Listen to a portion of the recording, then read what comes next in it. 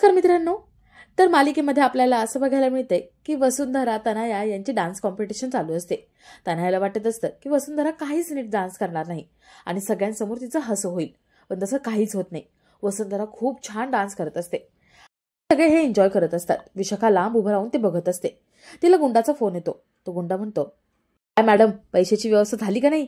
विशाखा म्हणते, होते, मी सांगितलं ना, आज पैसे मिळतील तुम्हाला. गुंडा म्हणतो, चालेल, फक्त 10 मिनिटं राहिलीत. 10 मिनिटांनंतर माझी बहीण तुमच्या मागे उभी आहे, तिचा निशाणा लागतोय का नाही बघा. विशाखा म्हणते, मी आहे ना, मी करते पैशाची व्यवस्था. गुंडा म्हणतो, लवकरात लवकर. विशाखा फोन ठेवून देते आणि घाबरलेली असते. ती तनयाकडे बघत असते. तर इकडे वसुंधरा तनया दोघी डान्स करत असतात आणि दोघी फुगडी घालतात. तनयाचा हात सुटतो आणि ती जोरात खाली पडते. ती रडायला लागते. वसुंधरा तिला कुठे लागले हे बघायला धावत जाते. विशाखा पण तनयाला बघायला धावत जाणार असते, पण तेवढ्यात ती गुंडाची बहीण तिच्या पाठीवरती गन ठेवते. ती म्हणते, आता हलायचं नाही इथून, नाहीतर तुला इथेच गोळ्या घालीन. तनया मोठमोठ्याने रडत असते, मदत मागत असते. ती तिच्या मम्माला म्हणते, मम्मा प्लीज ये ना, इथे खूप लागलंय मला. विशाखा पुढे जाऊ शकत नाही. तर वसुंधरा तनयाजवळ जाते आणि तिला हात लावते. तनया तिचा हात झिडकारते आणि म्हणते, काय करतेस तू? तुला स्वतःला डान्स करता येत नाही म्हणून मला ढकललंस ना तू, चीटर. वसुंधरा म्हणते, नाही ग, मी तुला धक्का नाही दिला. अगं तुझा हात सुटला आणि मला वाटलं माझा धक्का तुला लागेल आणि तू पडशील म्हणून मी बाजूला झाले. पण तनया, तू माझ्या इतके का जवळ आली होतीस? त्याकडे काहीच उत्तर नसतं. जयश्री म्हणते, त्या आता काही विचारायची गरज आहे का? काही डान्स करून पोट भरलं असेल ना, तर बघ तिला किती लागलंय ते आधी. तनया मोठमोठ्याने रडायला लागते. ती म्हणते, आई खूप लागलंय मला, मी काय करू आता? सगळे म्हणतात, कोणी डॉक्टर आहे का जवळपास? एक बाई डॉक्टरला फोन लावायला घेते आणि तेवढ्यात तिथे शिवा येते. शिवा म्हणते, थांबा, डॉक्टरला फोन लावायची काहीच गरज नाहीये. शिवा म्हणते, मी आहे ना, मग डॉक्टरांना बोलवायची काहीच गरज नाहीये. बघू किती लागलंय ते. ती तनया जवळ बसते. तनयाला म्हणते, बघू पाय तुझा किती लागलंय ते. तनया म्हणते, नको नको, नाही बघायचं काही तुम्ही. शिवा तिचा पाय जवळ घेते आणि पाय मुरगळायचा प्रयत्न करते. तनया नाहीच म्हणत असते. वसुंधरा म्हणते, शिवा बघ तू पायाला किती लागलंय ते. अगं डान्स करत होते ना, पाय मुरगळला वाटतं. शिवा तिचा पाय धरते. तनया म्हणते, कोण आहेस तू आणि का माझ्या पायाला हात लावतेस? शिवा तनयाचा पाय हातात घेते आणि जोरात उलटा फिरवते. तनयाला खरंच खूप लागतं आणि ती मोठ्याने किंचाळते. शिवा म्हणते, झालं ना दुखणं कमी? जयश्री मोठमोठ्याने ओरडायला लागते. ती म्हणते, कोण आहेस तू आणि कोणी सांगितलं तिचा पाय मुरगळायला तुला? वसुंधरा म्हणते, आई, अहो तनयाला बरं वाटते का हे विचारा ना आधी. तनया म्हणते, दुखते, थोडं थोडं दुखते, पण कमी झालंय, खूप फरक पडलाय. जयश्री विचारते, ही आहे तरी कोण? वसुंधरा शिवाची ओळख करून देते. ती म्हणते, ही माझी मैत्रीण शिवानी. वसुंधरा सगळ्यांना शिवाची ओळख करून देते. कधीपासूनच्या मैत्रिणी आहेत, कधीपासून ओळखतायत हे सगळं सांगते आणि हळदी कुंकवाला स्पेशल बोलवलंय असं सांगते. शिवा म्हणते, आत्ता जर मी काही हळदी कुंकवाला आले नसते ना, तर वसुंधराने बोलणंच टाकलं असतं, म्हणून मला यावं लागलं. तनया म्हणते, माझा पाय दुखतोय, मी आतमध्ये जाते, स्प्रे मारते. तनया आतमध्ये निघून जाते. विशाखा तनयाला आवाज द्यायला पुढे होते, पण ती गुंडाची बहीण मागेच उभी असते. ती म्हणते, हल्लीच तर याद राख, मी काय करेन तुला माहितीये. विशाखाला काही हलता येत नाही. तर इकडे सगळे शिवाशी बोलत असतात. जयश्रीच्या मैत्रिणी म्हणतात, तू शिवा म्हणजे देसाईंची सून ना, आणि तुझा डिवोर्स झालाय ना? जयश्री म्हणते, बरोबर, वसुंधराची मैत्रीण आहे ना ही, तेच होणार आहे तिच्यासोबत. जयश्रीच्या मैत्रिणी शिवाला नावं ठेवतात. त्या म्हणतात, हिचं हे असंच होऊ शकतं, बाई असून हेअरकट बघा तिचा कसा आहे तो, मग डिवोर्स होणार नाही तर काय होणार? वसुंधरा सगळ्या मैत्रिणींना थांबवते. ती म्हणते, काकू, काही पण बडबडू नका तुम्ही. शिवा माझी मैत्रीण आहे, खूप चांगली आहे ती.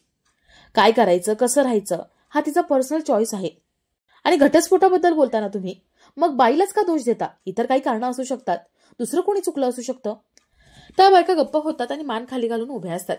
शिवा म्हणते, आमचा घटस्फोट अजून झालेलाच नाहीये. खरं तर आहे ना, आमच्यामध्ये गैरसमज निर्माण झालेत आणि घटस्फोट होऊ देत किंवा काही होऊ देत, प्रेम संपत नसतं. माझं माझ्या नवऱ्यावरती खूप प्रेम आहे आणि माझी पूर्ण खात्री आहे हे गैरसमज लवकरात लवकर मिटतील, आम्ही पुन्हा एकत्र येऊ. वसुंधरा म्हणते, चला आता या सगळ्याचा इथे काही संबंध नाहीये, सगळ्यांनी एन्जॉय करा.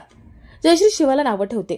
ती म्हणते, काय ह्या आजकालच्या मुली नुसत्या बेजबाबदार असतात, स्वतःचं लग्न तर सांभाळता येत नाही आणि उलट उत्तर द्यायला तर 1 नंबर झालेले असतात. जयश्री आपल्या सगळ्या मैत्रिणींना घेऊन दुसरीकडे गेम खेळायला जाते. वसुंधरा शिवाला म्हणते, आईचं बोलणं नको मला लावून घेऊ, त्यांच्या मनात काही नसतं. चल तू पहिल्यांदा माझ्या घरी आलीये, आपण मजा करू. तर इकडे विशाखा त्या गुंडाच्या बहिणीला म्हणते, माझ्या मुलीला आता लागले, ती पडलीये, मी बघून येऊ का पटकन? 5 मिनिटात जाऊन भेटून येते. आणि तसंही आता वाणाचा कार्यक्रम पण चालू होईल आणि मला ती वाण देणारी, वाण म्हणजे एका बॉक्समध्ये पैसे टाकून देणारे, ते मी तसंच तुम्हाला देऊन टाकेल. ती गुंड म्हणते, जे काही करायचंय ते पटकन कर. माझा भाऊ भडकला ना तर तुझं काही खरं नाहीये. विशाखा म्हणते, तसं काही नाही होणार. मी आतमध्ये जाते, मुलीला भेटते, किती लागलं ते बघते आणि वाण घेऊन तुमच्याकडेच येते. विशाखा तनयाला भेटायला निघून जाते. तर इकडे वसुंधरा शिवाला कोणते कोणते स्टॉल आहे हे दाखवत असते. शिवा म्हणते, भारी तामझाम केलाय. पण काय ग वसुंधरा, अगं हळदी कुंकू आहे तर हळदी कुंकूसारखं करायचं होतं. हे एवढं इव्हेंट वगैरे करायची काय गरज आहे? अगं आमच्या वस्तीत कसं हळदी कुंकू करतात आणि बायकांना परत पाठवून देतात, पण तुम्ही अगं इव्हेंट वगैरे. वसुंधरा म्हणते, ती माझी धाकटी जाऊ, तिने सगळं केले. आईंना इम्प्रेस करायला गेली ना आणि म्हणून केलंय. शिवा विचारते, आता काय करायचंय?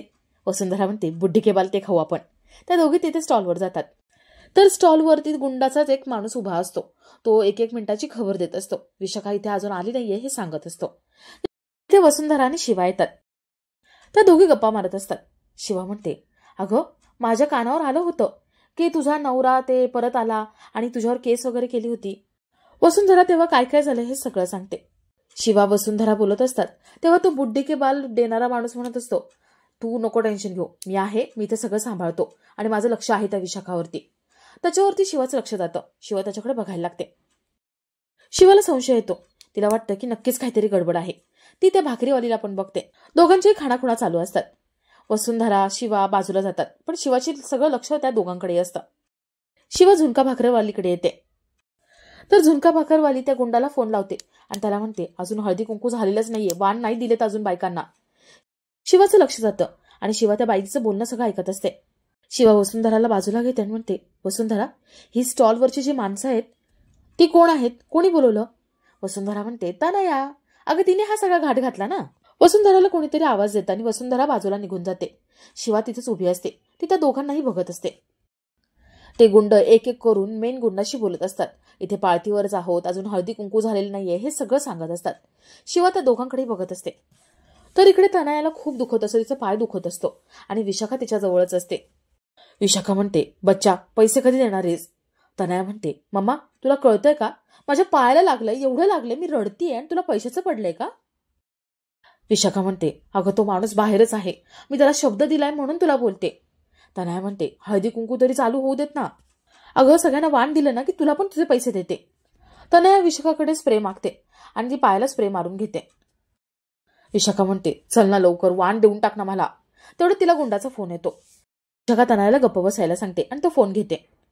गुंड खूप भडकलेला असतो. तो म्हणतो, ए विशाखा, तुला मी सांगितलं होतं मला माझे पैसे पाहिजेत, कुठेत माझे पैसे?